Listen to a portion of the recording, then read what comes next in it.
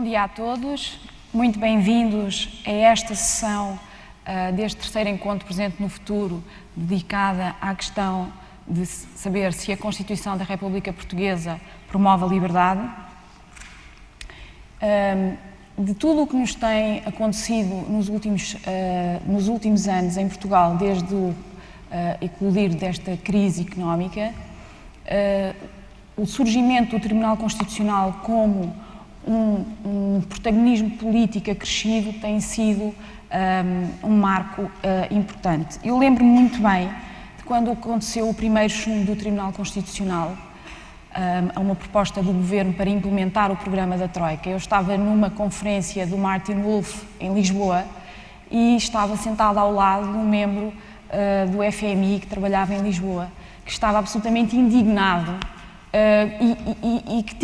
e tinham sido claramente surpreendidos por esta decisão e por esta intervenção do Tribunal Constitucional no que eles pensavam que era um país em que o Governo determinava as políticas públicas em toda a linha.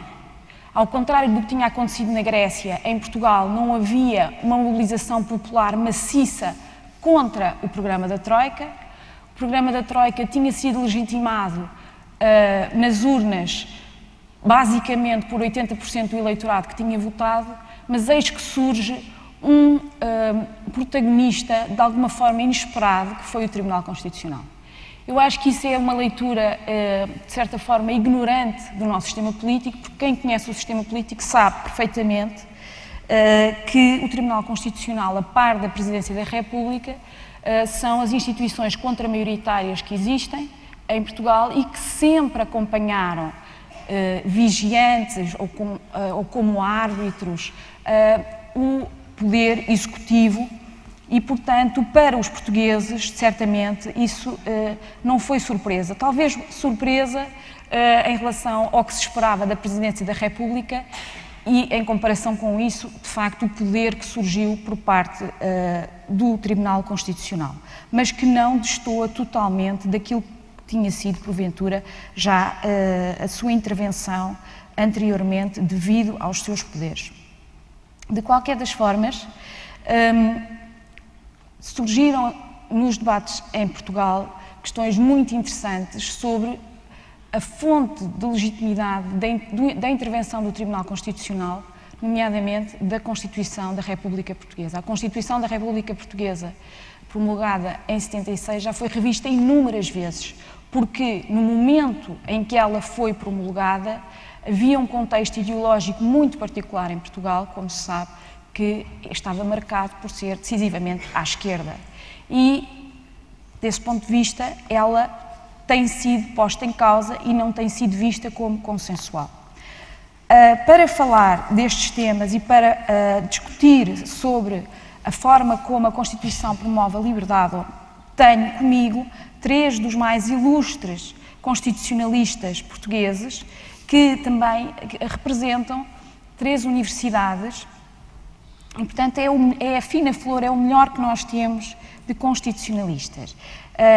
Maria Fernanda Palma, catedrática da Faculdade daqui da Clássica da Universidade de Lisboa, professor Vital Moreira, da Universidade de Coimbra, que foi também eurodeputado, e o professor Jorge Pereira da Silva, da Católica de Lisboa.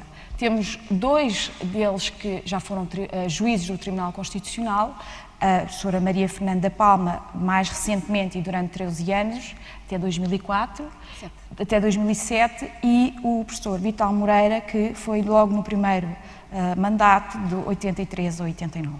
Começava então por si, Maria Fernanda Palma, perguntando-me se a Constituição da República Portuguesa promove a liberdade. E é a mesma pergunta para os três.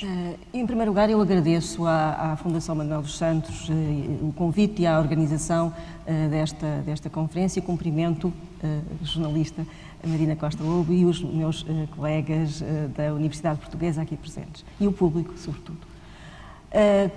A pergunta que eu pensava que me seria posta era não tanto se a Constituição promove a liberdade, mas sim se a Constituição protege a liberdade, que é um bocadinho diferente. Enfim, a minha pergunta está mais a minha resposta irá estar mais direcionada para uma perspectiva menos ativista, a Constituição, se a Constituição protege a liberdade. Eu penso que esta pergunta, até pelo introito da doutora Marina Costa Lobo, esta pergunta é uma pergunta de uma forma interessada, é uma pergunta inquinada por uma determinada ideia. E, no fundo, ela refere-se, enfim, ela pode ser abordada num plano mais concreto ou num plano mais teórico. Eu penso que é preciso começar por, num plano concreto, enfim, analisar qual é o tipo de problemas ou de questões que aqui estão em causa.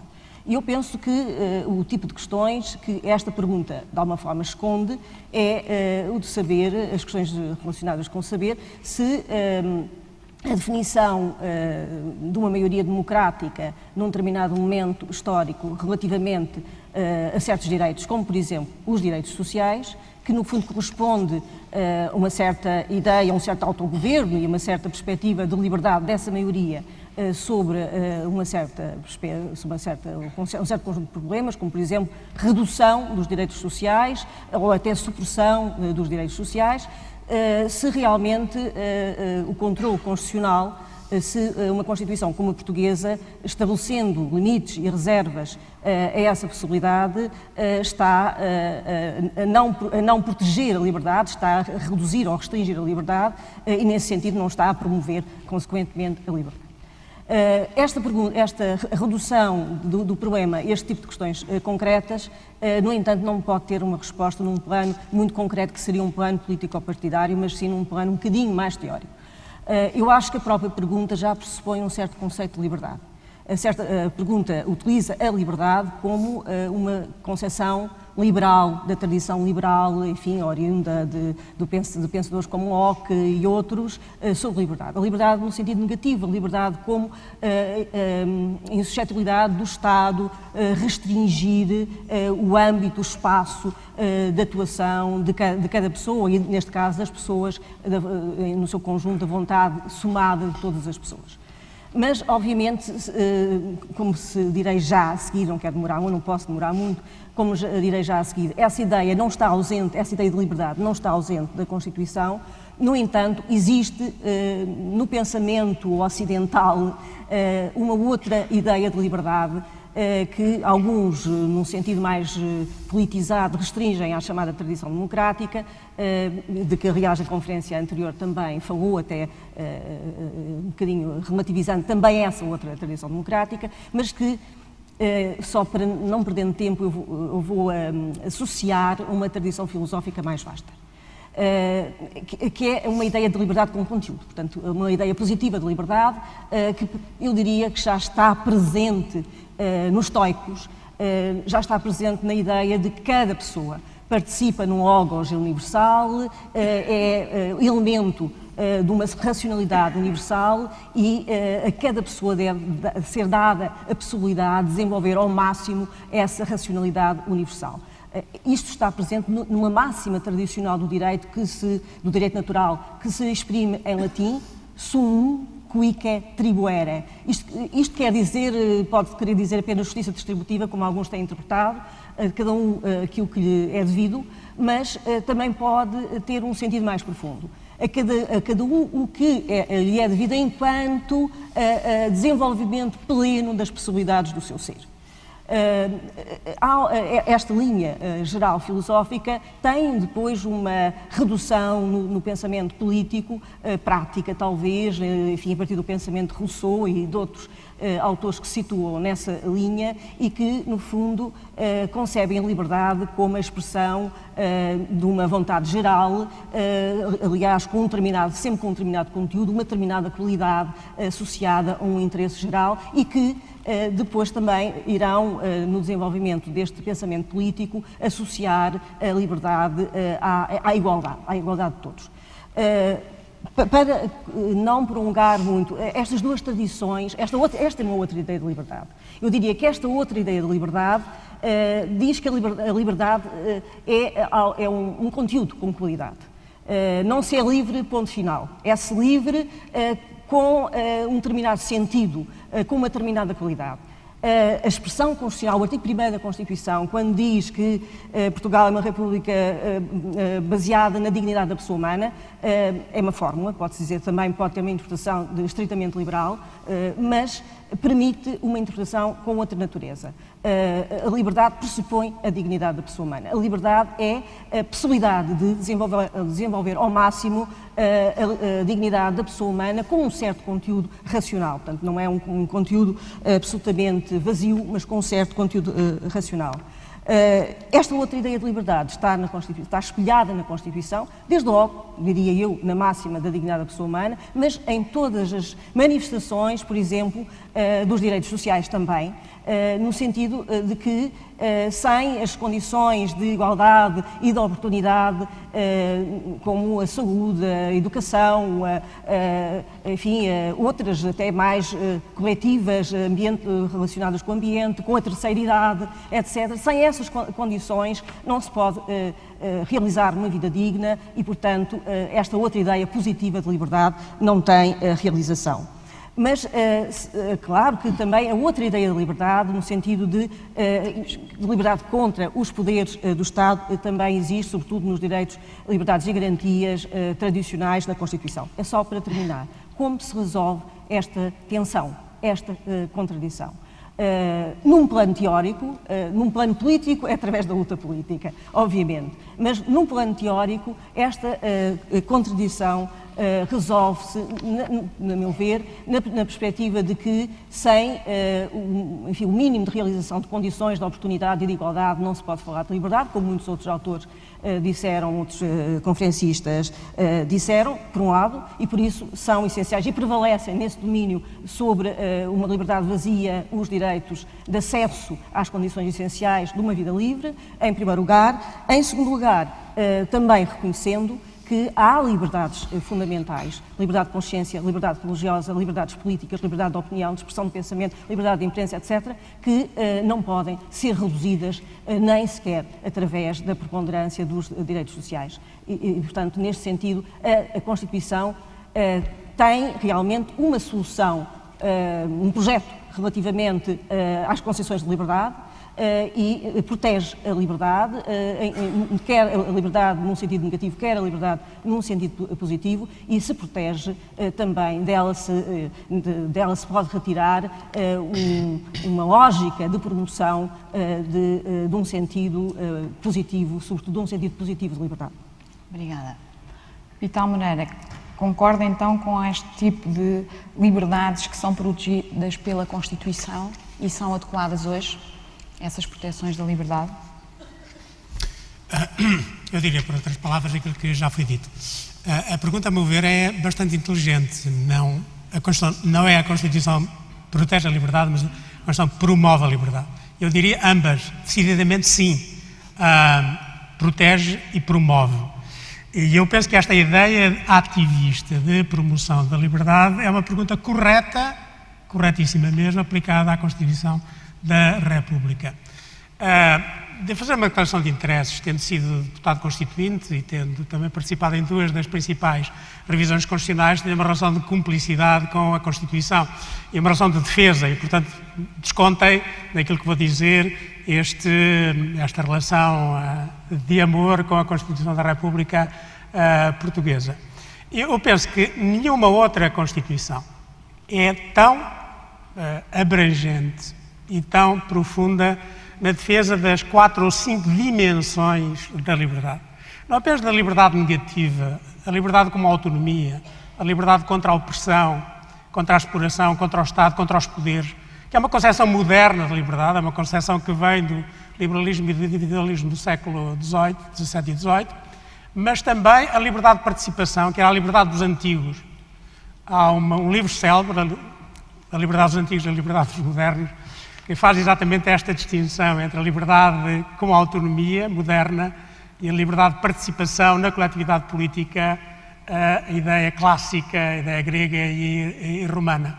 Mas há uma terceira dimensão da liberdade, e essa é moderníssima, porque essa é a dimensão das lutas sociais do século XIX, que triunfaram depois no século XX, na Constituição mexicana, na Constituição de Weimar, e depois, através de Roosevelt, um herói escondido da luta pelos direitos sociais, direi eu, os chamados direitos sociais, que têm a sua entrada no direito internacional justamente na Declaração Universal dos Direitos Humanos de 1948. Já Roosevelt tinha morrido 4 anos antes, mas ele é o verdadeiro autor escondido dos direitos sociais da Declaração Universal dos Direitos Humanos. E a propósito, devo dizer que nesta revista da Fundação encontrei um dos ícones das 4 liberdades de Roosevelt, que é a liberdade de expressão, mas é apenas uma das 4, porque as 4 liberdades de Roosevelt eram a liberdade de expressão, a liberdade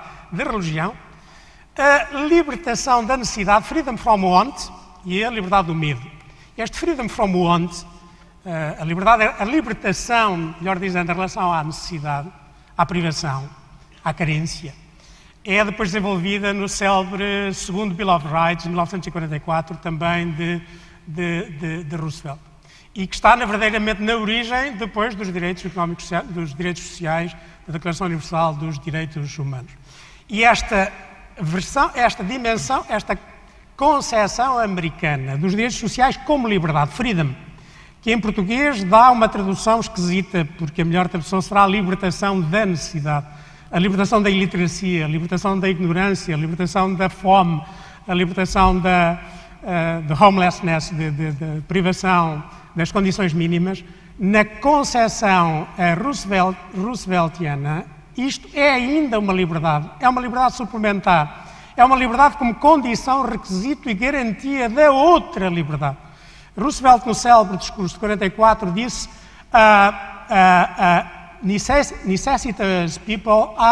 necessitous men are not free men. As pessoas com necessidades, com privações, não são livres. E esta ligação íntima, orgânica, necessária entre os direitos sociais e a liberdade negativa não é uma herança apenas europeia, porque ela não foi construída na Europa em termos de ligação como liberdade, é uma ligação tipicamente americana de concessão e garantia da liberdade. Poucas constituições, eu direi que a Constituição Portuguesa não fica atrás de nenhuma, em todas as dimensões. A liberdade pessoal, a liberdade negativa, as liberdades políticas, as liberdades dos trabalhadores. Esta ideia de um capítulo próprio de direitos dos trabalhadores é tipicamente original da Constituição da República, embora tenha sido introduzida na revisão de 82, na qual, aliás, também participei, e depois nos direitos sociais, nessa ideia de que os direitos fundamentais pertencem ao mesmo capítulo da Constituição, não separados, e que se integram uns com os outros, sendo os direitos sociais garantia das outras liberdades, nomeadamente daquelas que, numa concepção puramente liberal, são os verdadeiros direitos de liberdade. Não é assim. Na Constituição, todos são direitos de liberdade. E, portanto, terminando como comecei, sim, a Constituição não defende, protege apenas as liberdades, também promove as liberdades. Obrigada, Vítor Moreira. Portanto, já sabemos que a Constituição defende e promove a liberdade de uma forma muito abrangente. Professor Jorge Pereira da Silva, concorda com esta abrangência das liberdades promovidas e protegidas pela Constituição? Concordo em medida, e por isso vou ser de facto muito breve. A Constituição tem um amplíssimo catálogo de direitos fundamentais e é infrequente encontrar uma Constituição com um catálogo tão amplo e, sobretudo, com um catálogo tão diversificado, com direitos civis, com direitos políticos, com direitos sociais, com direitos já de 4ª geração, como os direitos ligados ao ambiente e ao desenvolvimento da tecnologia. E a Constituição procura, de facto, fazer uma unidade entre essas diferentes gerações de direitos e direitos com um diferente perfil estrutural do ponto de vista jurídico. O ponto que une esses direitos, do meu ponto de vista, é a dignidade da pessoa humana. Eu chamo a atenção para o facto de a grande dicotomia entre direitos civis e políticos e direitos sociais ser uma dicotomia muito marcada pela Guerra Fria. Quer dizer, a Declaração Universal dos Direitos do Homem consagra no mesmo texto direitos de diferente natureza, com estas diferentes naturezas. Depois a sua concretização no plano internacional é feita por pactos diferentes, por imposição, de facto, da separação do mundo em blocos, Curiosamente, a Carta dos Direitos Fundamentais da União Europeia, texto que eu nem sou particularmente fã, já reúne no mesmo texto, novamente, 50 anos depois, ou mais de 50 anos depois, já reúne no mesmo texto os direitos civis e políticos e os direitos sociais, à semelhança daquilo que faz a Constituição Portuguesa já em 1976. Mas, de facto, na Constituição Portuguesa, o Estado tem diferentes funções relativamente a diferentes tipos de direitos. Há direitos fundamentais que são encarados como direitos de defesa contra o poder. Há direitos fundamentais em que a função do Estado é uma função de proteção contra agressões que hoje em dia vêm de todo lado, não apenas do poder público, mas de ameaças internacionais, ameaças difusas.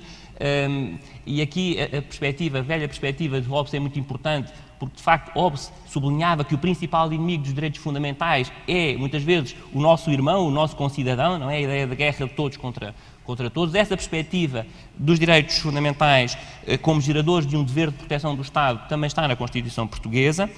Relativamente aos direitos sociais, a função do Estado é essencialmente uma função de promoção e, por outro lado ainda, a Constituição, de forma bastante inovadora, determina também que os direitos fundamentais vinculem as entidades privadas, isto é, não envereda por aquele dualismo ético que vincula ao Estado a determinados direitos e que depois permite à sociedade e aos vários agentes sociais a violação desses mesmos direitos. Obrigada. Passando agora para o funcionamento, a atividade recente do Tribunal Constitucional na sua leitura da forma como a Constituição defende ou promove os vários tipos de liberdade que existem, considera Maria Fernanda Palma que o Tribunal tem sido ativista e, portanto, um protagonista político, ou limita simplesmente a desempenhar a sua função de garante da Constituição, de defesa da Constituição? Muito obrigada pela pergunta mais uma vez, e também esta pergunta tem já em si um sentido pré-determinado. Esta pergunta, esclarecendo esse sentido, pretende, na realidade, sugerir que o Tribunal Constitucional invade o terreno do legislador ou até do próprio Poder Executivo, e por isso é ativista. É ativista porque excede as suas competências. Não, é uma pergunta. Bom, eu diria que quando pergunta se é ativista, pode ter esse sentido. Pode ter, porque há uma linha de pensamento que assim também propugna, não só relativamente ao Tribunal Constitucional Português, mas à Supreme Court americana, é uma discussão muito conhecida. Sim, sim. A resposta tem, enfim, dois ou três tópicos. Em primeiro lugar, há uma coisa que me parece, agora aqui citando a Roberta Alex, e acho que é completamente insuperável, é que uma Constituição do Estado de Direito Democrático tem que assegurar uma certa defesa dos cidadãos, enfim, da sociedade, contra o próprio poder legislativo. Essa é a função de controle dos tribunais constitucionais, que realmente têm que proteger a sociedade e todos os cidadãos relativamente a maiorias democráticas conjunturais e que possam exatamente violar os direitos, liberdades e garantias ou os direitos sociais, enfim, do quadro constitucional. Quanto a esse ponto, essa é a missão dos tribunais constitucionais e não se pode dizer, quando eles impedem os legisladores de legislar, que eles estão ativistas. Eles têm que fazer isso, é a sua própria missão. A questão é saber até onde é que eles a podem levar e até, enfim, a partir de quando é que excedem as suas competências atribuídas pela própria Constituição. E relativamente a essa pergunta, eu diria em geral que não excedem quando analisam à luz de um sistema de valores integrado, que é o da Constituição, portanto, a validade das leis e quando argumentadamente e fundamentadamente em nome, enfim, invocando também, de acordo com o estado do pensamento jurídico, os argumentos seguros e relevantes nesse capítulo impedem os outros poderes de avançarem, nomeadamente o Poder Legislativo. Quanto ao Tribunal Constitucional Português, eu entendo, analisando os últimos acórdãos, desde, aliás, 2011 e toda a linha de atuação do Tribunal Constitucional, que o Tribunal Constitucional tem utilizado um padrão de fundamentação que se refere a grandes princípios consolidados, como o princípio da igualdade, o princípio da confiança, que invoca, aliás, um precedente constitucional e até não deixa de considerar, embora moderadamente, uma situação de necessidade e de emergência nacional. O que o Tribunal Constitucional faz é, quando analisa, invoca o princípio da proporcionalidade, que é fundamental nesta última jurisprudência do Tribunal Constitucional, utiliza uma metodologia de análise do princípio da proporcionalidade que implica analisar alternativas políticas e a existência dessas alternativas políticas. Não se pode analisar questões de proporcionalidade sem analisar alternativas e não valorar como preferenciais, mas, enfim, se forem menos lesivas de direitos fundamentais ou de direitos sociais, considerá-las.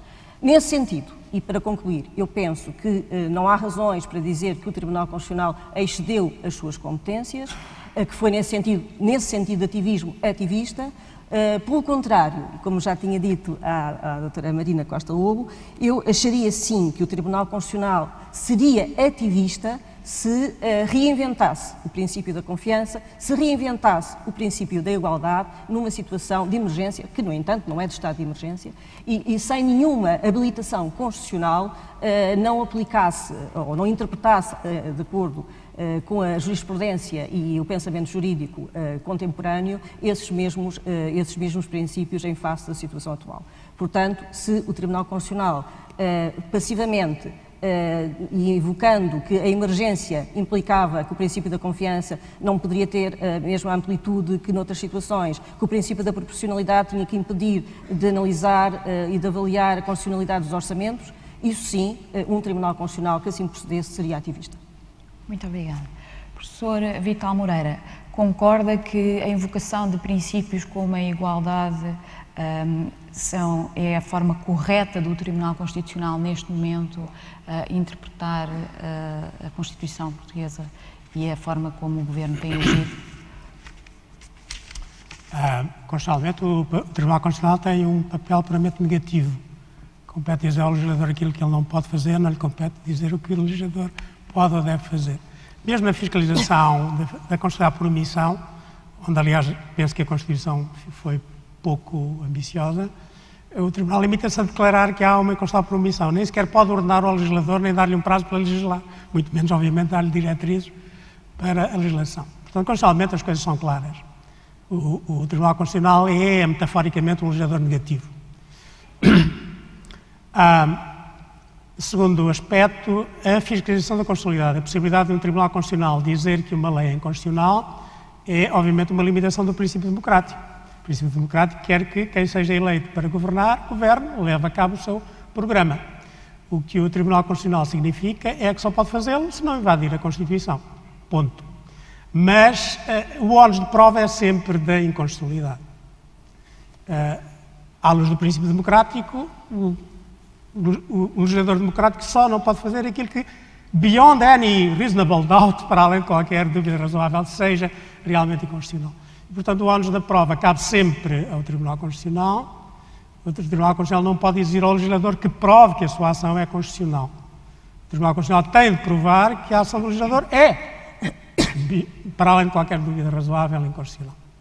Segundo ponto, nestas decisões, nas mais polémicas decisões do Tribunal Constitucional, não estavam em causa nem direitos fundamentais, nem liberdades, nem direitos sociais. Estavam em alguns que foram um pouco discutidos, foram aplaudidos, não foram postos em causa, como, por exemplo, a proibição de despedimento sem justa causa, onde o Tribunal sempre foi muito estrito, aliás, até já foi mais estrito do que é hoje, devo dizer. Mas quando se tratou da questão das pensões e salários, não estava em causa nem direitos sociais, nem liberdades. O que estava em causa era a defesa de entitlements. E entitlements públicos. Entitlements dados pelo Estado. O que o Tribunal veio dizer ao Estado foi dizer um governo, na véspera de eleições, pode aumentar as pensões 50% e os salários públicos 30%. O governo seguinte não pode tocar nisto porque o entitlement está dado. O que é dado é e é irreversível. O Estado goza de total discricionariedade, mesmo perante toda a imprudência financeira de aumentar os entitlements, esses entitlements são cláusulas pétreas a partir da hora. Este é o sentido geral da jurisprudência do Tribunal Constitucional. Como sabem, eu não acompanhei, não aplaudi alguma destas decisões. E tenho boas razões para isso. O que eu entendo é que há uma distinção fulcral entre normas e princípios. Os princípios são princípios, não concedem direitos, não estabelecem deveres, são regras de orientação transversal do poder político e do legislador. E, portanto, não são normas como as outras, muito menos normas do Código de Disciplina Militar. Têm flexibilidade, têm de ser lidos contextualizadamente e, portanto, em 2 ou 3 circunstâncias eu achei que o Tribunal Constitucional tinha utilizado os princípios como se fossem normas, sem estabelecer exatamente essa distinção que, a meu ver, é crucial entre normas e princípios. Dito isto, e no que respeita às liberdades, eu penso que o Tribunal Constitucional tem sido firme, consistente e não só tem defendido como promovido as liberdades. E em matéria de direitos sociais, os grandes acórdãos não são estes, que a meu ver não tem nada a ver com direitos sociais, tem a ver com proteção de entitlements. Entitlements que, aliás, são pagos por todos, mesmo por aqueles que não são beneficiários desses entitlements e cuja vida pode ser justamente prejudicada por terem de suportar os entitlements e daqueles que beneficiam desses entitlements. Mas dizia eu que, em matéria de liberdades, o Tribunal Constitucional, penso que nós podemos orgulhar-nos do Tribunal Constitucional que temos e dos tribunais constitucionais que tivemos, e eu pertenço a um deles, logo o primeiro. E que estabeleceu exatamente um parâmetro de defesa firme das liberdades negativas, liberdades pessoais, civis e políticas, laborais, mas também dos direitos sociais. E um tribunal que produziu 2 decisões em matéria de direitos sociais, essas sim que têm a ver com os direitos sociais, como o acórdão sobre o Serviço Nacional de Saúde, uma lei que revogava o Serviço Nacional de Saúde. Quando o Tribunal Constitucional veio dizer o legislador, depois de criar o Serviço Nacional de Saúde, pode alterá-lo sem dúvida, mas não pode extingui-lo. Ou o acórdão sobre o rendimento social de inserção, que veio dizer, depois de criado o rendimento social de inserção, ele pode ser alterado. O que não pode depois o legislador vir é privar aqueles que beneficiam desse Serviço Social de Inserção, que é um direito fundamental, básico. Desse direito, eu penso que o Tribunal Constitucional que produziu decisões destas tem direito ao reconhecimento dos cidadãos de que estamos bem servidos e estamos bem guardados. Obrigada. O professor Jorge Pereira da Silva disse, que disse que o Tribunal Constitucional não só é ativista, como tem um ativismo conservador. Quer explicar o que é? É ativismo conservador porque, no fundo, visa evitar a mudança e visa evitar o ajustamento do sistema normativo a uma nova realidade económica e social que eu penso que entra pelos olhos dentro. Enfim, a afirmação de que o Tribunal é ativista é uma afirmação grave e por isso eu tenho que a justificar com alguma calma. Antes de mais, eu acho que é importante perceber que a fiscalização da constitucionalidade não é uma inevitabilidade, mesmo em Estado de Direito Democrático, quer dizer, não existe em toda a parte. E, portanto, ela só é aceitável e só é legítima se for possível quebrar aquilo que muitas vezes é designado como o paradoxo do constitucionalismo. Há várias formas, várias formulações para este paradoxo do constitucionalismo. Uma formulação muito conhecida é nós vivemos sob uma Constituição, mas a Constituição é aquilo que os juízes constitucionais dizem que ela é. Ou então, numa outra formulação, o Tribunal Constitucional é uma Assembleia Constituinte em sessão contínua. Em qualquer destas versões, no limite, o soberano deixa de ser o povo e passam a ser os juízes constitucionais. E, portanto, só é possível aceitar a fiscalização da constitucionalidade se nós conseguirmos quebrar este paradoxo. Agora, como é que se tem quebrado este paradoxo? Antes de mais, tem-se prevenido o paradoxo através da autocontenção dos juízes constitucionais no exercício da sua função. Separando, por um lado, ou encontrando critérios para separar aquilo que são questões políticas daquilo que são questões jurídico-constitucionais, separando o mérito das leis daquilo que são as questões de constitucionalidade que elas suscitam, distinguindo diferentes níveis de controlo das diferentes leis em função das matérias que elas versam, em função, por exemplo, se trata do direito à vida ou se trata de um direito social, em função de saber se trata de uma regra ou de um princípio constitucional, em função de saber se as circunstâncias em que o legislador atua são certas e seguras ou se o legislador está a atuar num campo de incerteza, a fazer prognoses que não sabe qual é o resultado que vão ter. Enfim, vários mecanismos, eu não quero estar aqui a entrar em questões demasiado técnicas, mas que na generalidade dos casos funcionam e evitam que o Tribunal Constitucional passe o risco que é traçado pelo princípio da separação de poderes e entre no campo da decisão política e legislativa. E, por outro lado, é muito importante ter também a consciência de que os juízes não são donos da Constituição. Os juízes são os guardas da Constituição. E que os guardas dos guardas somos todos nós. Nesta linha, no constitucionalismo americano mais recente, tem-se falado de constitucionalismo popular, isto é, para chamar a atenção que a crítica das decisões constitucionais é muito importante e é a nossa garantia contra a possibilidade de os juízes se apropriarem da Constituição. Enfim, citando Montesquieu, é sabido que quem num dado momento tem poder, mais tarde ou mais cedo é levado a dele abusar e, portanto, ou como diriam os latinos, a vigília é o preço da liberdade. Se nós estivermos a dormir, mais tarde ou mais cedo, vamos perder a liberdade que conquistamos. Nesta linha também, por exemplo, na Alemanha, um constitucionalista muito conhecido, Peter Heberle, fala de uma sociedade aberta de intérpretes constitucionais, em que todos são chamados a interpretar a Constituição, em que os juízes são intérpretes, os juízes constitucionais são intérpretes qualificados da Constituição, mas o Presidente da República também é, a Assembleia da República também é, o Governo também é, a literatura jurídica, os tribunais comuns e mesmo as pessoas não especializadas. A perspectiva dos economistas, dos sociólogos, dos politólogos também é importante quando se trata de analisar as questões constitucionais e de as criticar pública e abertamente. É por isso que eu às vezes me irrito um pouco, não é? Quando passa aquela ideia de que, bom, os juízes constitucionais são soberanos, se eles decidiram assim, aquilo que nós temos é que cumprir. É certo, temos que cumprir, mas temos que criticar e criticar de forma veemente quando achamos que é necessário. Portanto, há uma grande diferença entre ter a única palavra sobre a constitucionalidade das leis ou ter a única palavra. O Tribunal Constitucional não tem a única palavra e há muitos outros intérpretes relevantes e qualificados da Constituição.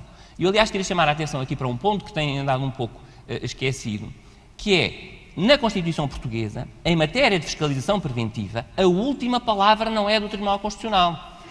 A maioria parlamentar, ou melhor, o Parlamento, por maioria de 2/3, pode confirmar uma lei que o Tribunal Constitucional considerou inconstitucional e o Presidente da República pode promulgá-la. Ela entra em vigor.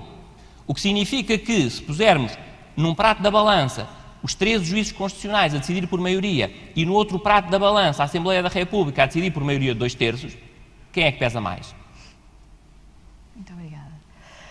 Eu tinha ainda aqui algumas perguntas, mas como estamos quase nos 15 minutos do final da sessão, o que eu iria fazer era agora abrir para as perguntas do público, para quem quiser colocar algumas questões aos nossos oradores, o fazer nesta altura, para podermos continuar o debate de forma mais livre. Temos aqui uma pergunta.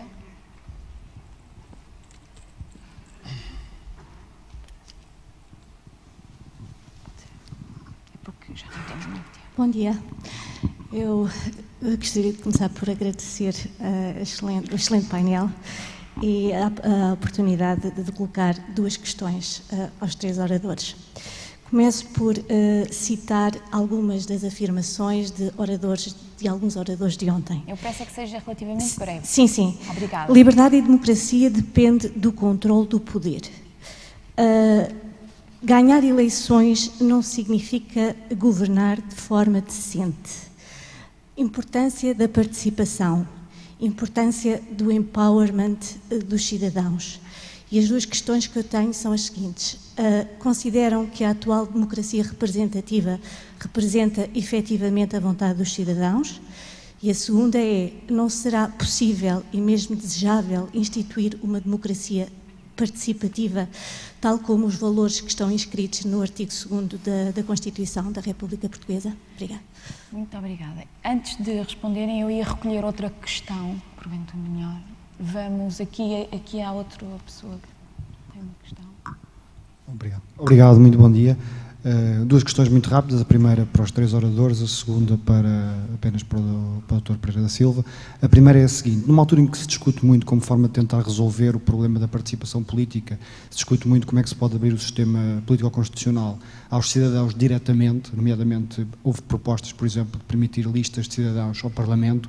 Eu pergunto se no domínio, já que discutimos a questão da liberdade na Constituição e que nos centramos muito na questão substantiva, eu pergunto se processualmente, se procedimentalmente, a Constituição continua válida, ou se alguma vez esteve válida, ou continua boa, nos mecanismos que oferece de proteção direta ao cidadão e, muito concretamente, se, por exemplo, cada um dos oradores defenderia hoje, ou alguma vez defendeu, ou continua contra, se foi contra, o recurso de amparo, como, por exemplo, existe em Espanha. E a pergunta apenas para o Dr. Pereira da Silva é a seguinte: eu acho que colocou o dedo na ferida quando lembrou a questão dos acertos constitucionais em fiscalização preventiva. Isso, aliás, demonstra que a discussão é uma discussão sobre as opções que o povo fez através da Constituição, e a minha pergunta é porque é que essa regra que permite o princípio democrático, digamos assim, superar o princípio de juridicidade no caso da preventiva, porque é que o legislador constituinte não o fez também para a sucessiva? Nem originariamente, nem em nenhuma das razões constitucionais. Muito obrigado.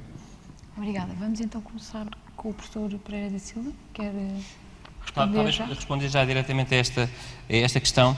Bom, eu creio que não o fez relativamente à sucessiva, porque, por regra, a sucessiva é bastante menos politizada do que a preventiva.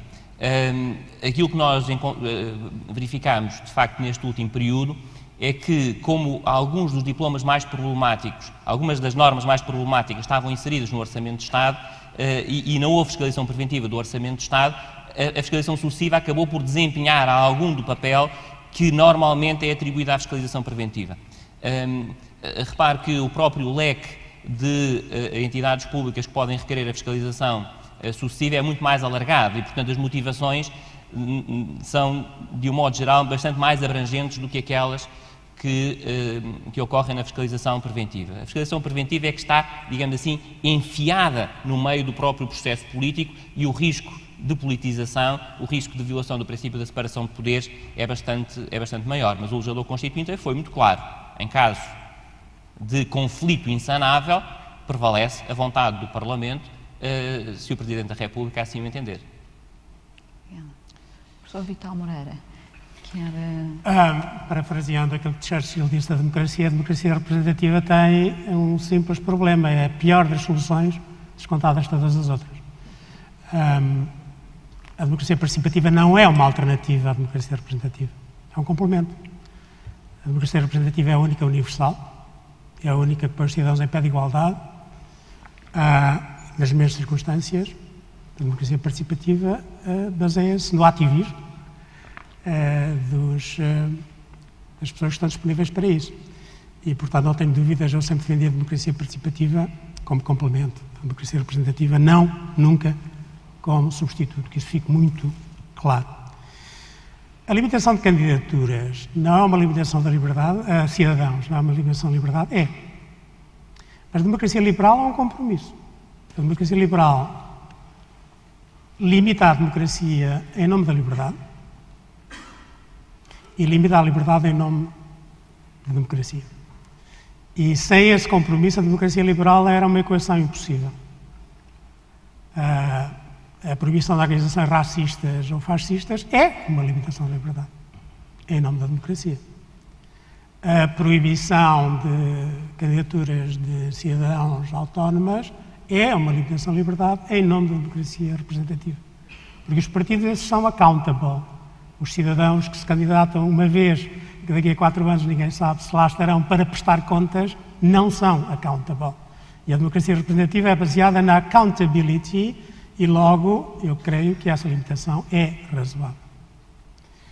E quem não perceber que a democracia liberal é um compromisso que implica limitações da democracia e da liberdade, de forma a salvaguardar reciprocamente a liberdade e a democracia, então não sabemos do que estamos a falar quando falamos em democracia liberal. Recurso de amparo. Nós temos um recurso de amparo para o Tribunal Europeu de Direitos Humanos. Um recurso de amparo para todos os direitos protegidos na Declaração Europeia de Direitos Humanos. A ter um recurso de amparo prévio no Tribunal Constitucional. Os resultados, aliás, da Espanha só mostram a pura invasão do Tribunal Constitucional e um privilégio àqueles que têm meios para acionar o Tribunal Constitucional. Sempre fui contra o recurso de amparo universal, à maneira espanhola ou alemã. E penso que o recurso de inconstitucionalidade, uma vez que temos o sistema americano em que todos os tribunais têm acesso ao tribunal, é um bom sucedâneo do recurso de amparo e, a meu ver, a realidade portuguesa mostra que pode ser muito mais eficaz como proteção em casos concretos dos direitos individuais do que o recurso de amparo propriamente dito. A ideia da fiscalização preventiva, eu sempre considerei como anomalia, sempre lutei contra ela, a possibilidade de promulgar leis consideradas inconstitucionais pelo Tribunal Constitucional ou de ratificar tratados sujeitos à fiscalização preventiva. Devo, aliás, dizer que sempre manifestei a ideia de que devia haver mais fiscalização preventiva de tratados. Porque os tratados criam obrigações externas do Estado. As leis não, as leis podem ser revogadas. Os tratados não podem, em princípio. Os tratados criam obrigações para as outras partes. E, portanto, é muito mais lógico justificar a fiscalização preventiva de tratados do que até das normas legislativas. Ora, considero muito anómalo, sempre considerei essa solução anómala, que a Constituição permita que o Presidente da República, a Assembleia da República, aprove e que o Presidente da República ratifique um tratado considerado inconstitucional que cria inconstitucionalmente obrigações externas para o Estado, pelo qual o Estado pode ser sancionado internacionalmente com base em obrigações assumidas concebidamente de forma inconstitucional na ordem interna. E chama a atenção para isto. A nível do direito constitucional da União Europeia, pode haver fiscalização preventiva de tratados. Os tratados são muito claros. Se o Tribunal de Justiça da União, que é um tribunal constitucional, declarar que um tratado é contrário aos tratados, ele não pode ser promulgado, mesmo por unanimidade do Parlamento Europeu ou do Conselho Europeu. E essa, a meu ver, é a solução justa. E, portanto, não considero que seja uma boa solução a ideia de que uma lei é inconstitucional, mas pode ser promulgada. É claro que depois o Tribunal Constitucional, quem tem a última palavra é o Tribunal Constitucional. Atenção, se essa lei for submetida ao Tribunal Constitucional, o Tribunal Constitucional limita-se a invocar, obviamente, a sua decisão em fiscalização preventiva e declara inconstitucional a lei que apesar da sua declaração foi promulgada e entrou em vigor. Professora, obrigada. Professora Fernanda Palma. Eu agradeço as perguntas, que aliás foram dirigidas a todos, e algumas, sobretudo, as respostas do professor Vital Moreira correspondem basicamente ao que eu penso. Ele sabe muito melhor exprimir-se quanto a essas questões do que eu, até porque eu sou uma constitucionalista prática, ou fui uma constitucionalista prática, porque na realidade eu sou penalista e, portanto, a minha formação não é, enfim, de constitucionalista. Mas, muito brevemente, só queria dizer, para que ficasse claro, enfim, antes de responder às perguntas, que não há nenhuma presunção de constitucionalidade que se imponha em fiscalização preventiva. A fiscalização preventiva não tem que submeter a qualquer presunção de que a Assembleia da República ou o Governo emite leis constitucionais. Isso sempre foi dito várias vezes pelo próprio Tribunal Constitucional, embora nem toda a gente no Tribunal Constitucional concordasse.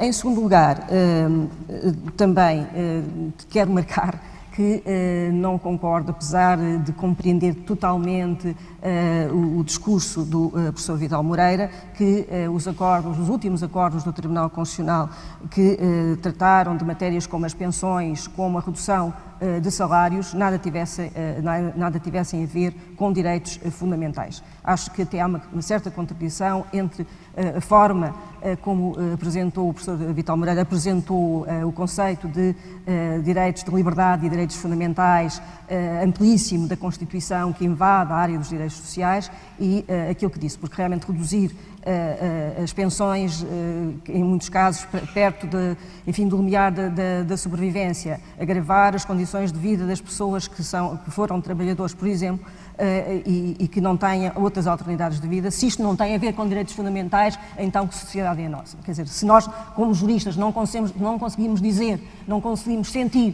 que isto são direitos fundamentais, somos maus juristas. Esta é a primeira coisa. Outra coisa, relativamente à questão do mecanismo que está concebido na nossa Constituição de uma confirmação pela Assembleia da República. Também concordo com o que acabou de dizer o professor Vital Moreira, mas também tenho que reconhecer que os conflitos têm sido mínimos e que tem havido um respeito quase constante pelas decisões do Tribunal Constitucional e, portanto, o sistema convive bastante bem com esta solução. Relativamente às perguntas, a democracia, eu também entendo que a democracia participativa só pode ser um complemento da democracia representativa, que esta é realmente o melhor dos compromissos históricos e a solução de uma democracia responsável. Quanto à questão concreta da participação política, penso que se deverá pensar em soluções mais modernas, enfim, que atendam às ideias mais contemporâneas de participação dos cidadãos, e não só dos cidadãos, mesmo dos estrangeiros, por exemplo, que não sejam cidadãos, mas quanto à questão concreta do recurso de amparo, no plano da teoria eu defendi já o recurso de amparo, nunca escrevi nada sobre isso, mas muitas vezes no Tribunal Constitucional senti que faltava, nos 13 anos, porque lá passei, que em certos casos havia razões para haver recurso de amparo. Compreendo que a solução é muito complexa, não tem funcionado bem em Espanha. É verdade que o exemplo da Espanha existe na Alemanha, onde funciona bem, ou melhor, pelo menos, não funciona bem em Espanha. Mas, enfim, isso é o plano do possível, portanto, a reserva do possível. Quer dizer, é verdade também que nós temos uma fiscalização difusa de constitucionalidade e, portanto, todos os tribunais podem fazer fiscalização de constitucionalidade, podem e devem. Quer dizer, não podem aplicar leis inconstitucionais. Portanto, é uma característica boa do nosso sistema, que resulta da Constituição.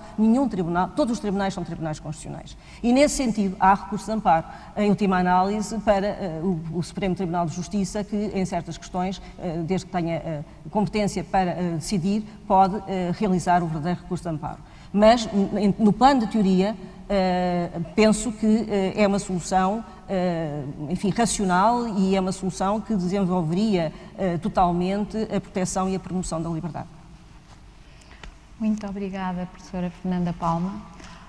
O relógio diz que temos cerca de 2 minutos e vejo aqui um braço no ar. Eu acho que podemos ainda recolher uma pergunta.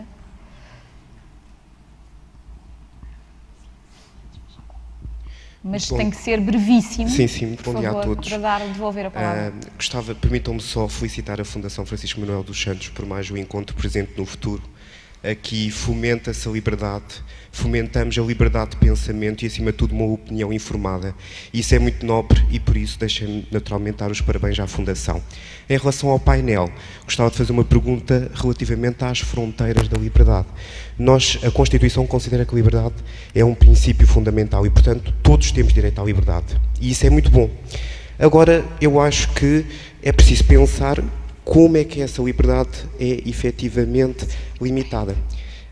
Saint-Exupéry dizia que só há uma liberdade verdadeira, que é a liberdade de pensamento. E eu queria saber se, a partir do momento em que nós queremos transmitir aquilo que pensamos em liberdade, passamos a estar limitados por uma outra liberdade que não é tão abrangente. Muito obrigado a todos. Muito obrigada pela sua síntese, capacidade de síntese, e daria então agora a palavra, em primeiro lugar, ao professor Vital Moreira, para umas palavras finais sobre esta questão. 2 notas. Sim, a liberdade de pensamento faz parte do núcleo duro das liberdades numa democracia liberal e na concepção negativa das liberdades. Mas a liberdade de pensamento sem poder exprimir, a liberdade de pensamento sem poder realizar, é uma liberdade íntima. E não é por acaso que ela surge imediatamente associada à liberdade de expressão e à liberdade de participação política, e, portanto, sem elas, a liberdade de pensamento. No célebre poema de David Mourão Ferreira, por teu livre pensamento foram longe a encerrar que Amália cantou no célebre fado, ele não foi preso apenas por ter o pensamento, foi por exprimir e por o pôr em ação. O pensamento sem ação é uma arma desarmada. Nota final. Devemos distinguir sempre, no juízo, no debate sobre a justiça constitucional, aquilo que pertence a cada esfera, o que pertence a César e o que pertence a Deus. Quando eu digo que o Tribunal não andou bem ao tomar certa decisão em relação a uma certa medida política, eu não quero dizer que concordo com a medida. Eu até posso discordar absolutamente da medida, mas posso continuar a defender que sim, politicamente é errada, é burra, é estúpida, é indefensável, mas não é inconstitucional. Nem tudo aquilo que é politicamente indefensável é inconstitucional. E a vice-versa também é verdadeira. Nem tudo aquilo que é, conforme a Constituição, é politicamente razoável. E por isso é que eu temo que no debate dos últimos anos, essa divisão de esferas, essa divisão de poderes entre a censura política e a censura constitucional não tenha sido estritamente observada. Muito obrigada. Professor Pereira Silva, quero umas notas. Aqui só para concordar, de facto, a característica que a liberdade de pensamento tem e que a distingue dos outros direitos é que é muito difícil restringi-la, não é? A pessoa pode estar colocada a ferros e ainda assim, dentro da sua própria cabeça, continuar a pensar aquilo que sempre pensou. Mas, de facto, é uma liberdade indissociável da liberdade de expressão, que, de facto, vem logo a seguir. Só uma nota muito breve quanto ao recurso de amparo. O recurso de amparo seria começar de novo aquilo que já começámos em 1982. Portanto, seria voltar décadas atrás. E eu estranho sempre quando dizem que o recurso de amparo noutros países é um sucesso, quer dizer, um meio processual em que 98% dos recursos decaem. Eu pergunto, sucesso para quem? Não é? Se a possibilidade que é aberta aos recorrentes é de ir ao tribunal para perder ou para ver a sua queixa ou o seu recurso liminarmente rejeitado. Muito obrigado. Obrigada. Muito obrigada. Quanto à liberdade de pensamento, eu acho que é uma liberdade constitutiva de sermos pessoas, não sermos homens, sermos pessoas, e já agora apelo para que, sobretudo quem tem responsabilidades em conferências, não, enfim, falar de direitos do homem. Aliás, na tradução francesa, no anterior painel, um dos oradores, portanto, Roi de l'Homme, já a União Europeia, a Assembleia da República, impôs o tratamento de direitos humanos e não direitos do homem. Mas, quanto à liberdade de pensamento, concordo que seja, enfim, uma liberdade fundamental, mas não, quer dizer, no plano fáctico, quer dizer, os escravos, posso dizer, bem, o escravo continua a pensar, portanto, quem não tem nenhumas condições continua a ser livre no seu pensamento. Se entender nesse sentido a apologia da liberdade de pensamento, enfim, temos que tomar uma posição crítica. Acho que devemos tomar uma posição, eu pelo menos tomo uma posição crítica, no sentido que para poder pensar, para poder pensar-se a si mesmo, para poder pensar, relacionar-se com a sociedade, com os outros e construir-se a si mesmo, e para poder pensar criticamente temos que ter condições de pensamento. E essas condições de pensamento implicam, por exemplo, só para dar um exemplo, para além da saúde e de bens de vida, também um direito à ciência, acesso à ciência, acesso à universidade, acesso aos saberes.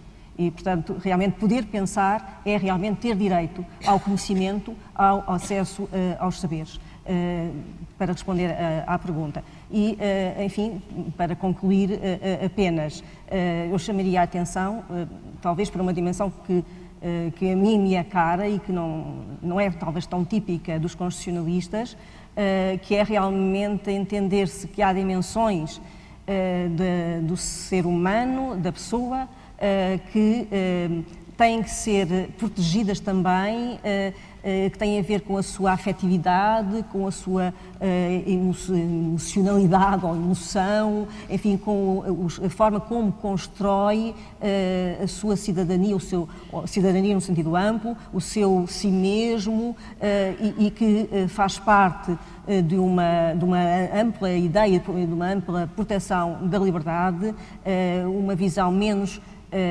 formalista do direito e mais adequada, eu não diria aos sentimentos irracionais, mas ao modo como as pessoas concretas constroem a própria ideia de direito, de direitos e de deveres. Muito obrigada. Muito obrigada aos nossos oradores por um excelente debate e a todos os participantes.